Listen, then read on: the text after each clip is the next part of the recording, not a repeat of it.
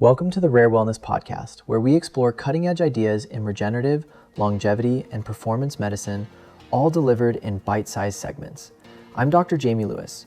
This is part 2 of our look at what's new in regenerative medicine, coming out of the IOF/TOBI conference, the Interventional Orthobiologics Foundation, and the Orthobiologic Institute meeting, the premier scientific gathering in the world for this field.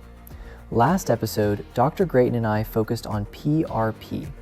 Today, we get to the topic everyone asks me about, stem cells. This podcast is brought to you by the Center for Regenerative and Performance Medicine, located in the beautiful Pacific Northwest. Visit us online at www.c4rpm.com. Quick disclaimer, this podcast is for educational purposes only and is not medical advice. Always consult a qualified healthcare professional before starting any new treatment. Here's where we're headed today. First, a quick refresher on what stem cells actually are. Then, the most encouraging new data from the conference, bone marrow stem cells for knee arthritis, and a newer technique that's changing the game for severe cases. And finally, the part I think every patient needs to hear, the honest truth about the difference between real stem cell science and the stem cell products being marketed all over the country right now. There's a lot of hype in this space, and I want to arm you to see through it. So let's start with the basics. The cells we use in orthopedic regenerative medicine are mostly what we call mesenchymal stem cells, or MSCs. One of the pioneers in the field, Arnold Kaplan, actually argued we should rename them medicinal signaling cells, and I think that's the more honest description. For years, the assumption was that you inject these cells and they turn into new cartilage or new tendon. What the science now shows is that their main job is signaling. They show up at an injured site and release growth factors and instructions that calm inflammation and recruit your body's own repair machinery. They're less like fresh bricks and more like the foreman directing the construction crew. The gold standard in our field is autologous cells, meaning your own. We have two main sources.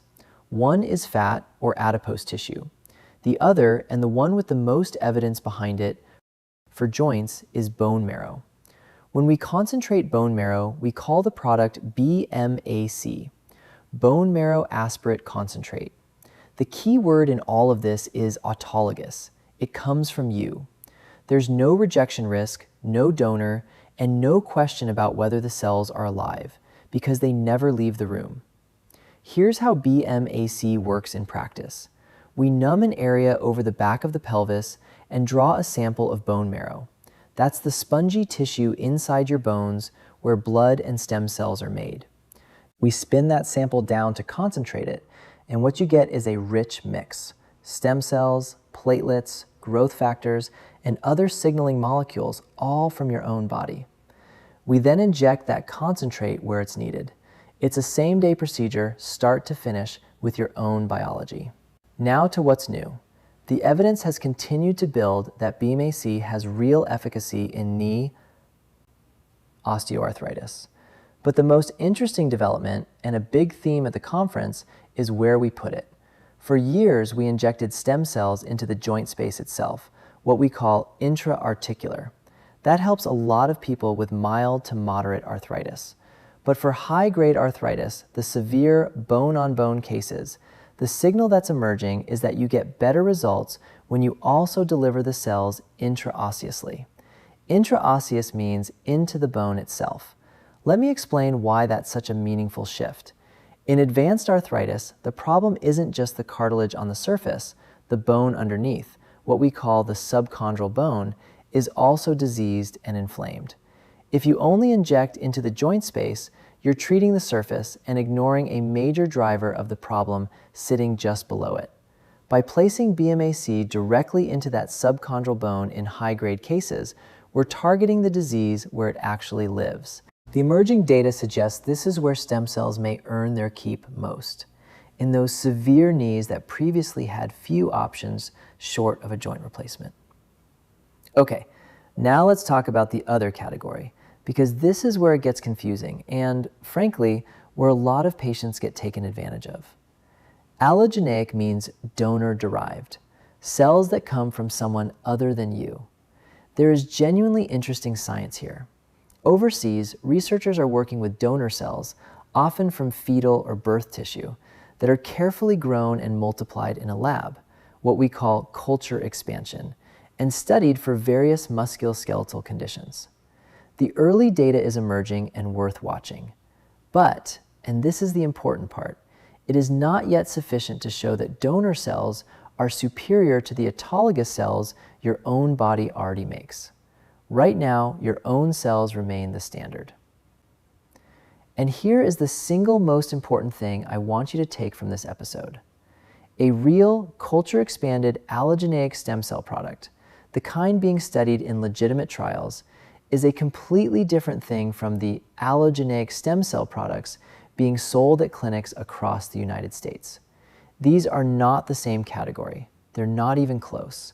And the marketing deliberately blurs that line. Let me describe what a legitimate donor stem cell product actually involves. The cells are first identified and confirmed. You verify what they are and that they're alive.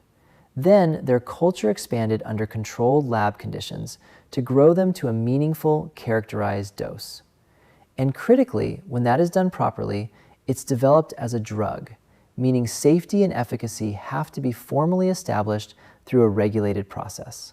Confirmed, expanded, tested, and proven.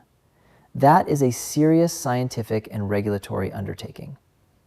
Now, contrast that with what's actually being marketed here as stem cells. In most cases, what you're getting is a sample of fetal or birth tissue, amniotic fluid, for instance, which is in large part fetal urine that's been frozen and shipped to the clinic. There's been no culture expansion, no confirmation of living cells. And here's the kicker. The studies that have looked at these off-the-shelf products find that whatever cells may have been in the original sample are dead on arrival. Between the freezing, the storage, the shipping, and the thawing, living stem cells simply do not survive that journey. So you may be paying many thousands of dollars for an injection that contains essentially no living stem cells at all. And this isn't just my opinion, it's built into the law. In the United States, a real allogeneic stem cell product is considered a drug. That means it requires FDA approval with the safety and efficacy testing that goes with it. And as of right now, there are no FDA-approved allogeneic stem cell products for regenerative or orthopedic purposes. None. So if a clinic is advertising donor stem cells for your knee or your shoulder, you should know that no such product has been approved as safe and effective for that use. That's a red flag worth taking seriously. So step back and look at where stem cells are in 2026. On the autologous side, your own cells, BMAC for the knee continues to show real promise. And the move to intraosseous delivery in high-grade arthritis is one of the more exciting practical advances we brought home from the conference. On the allogeneic donor side, the legitimate science is promising, but still investigational, and it has not been shown to beat your own cells.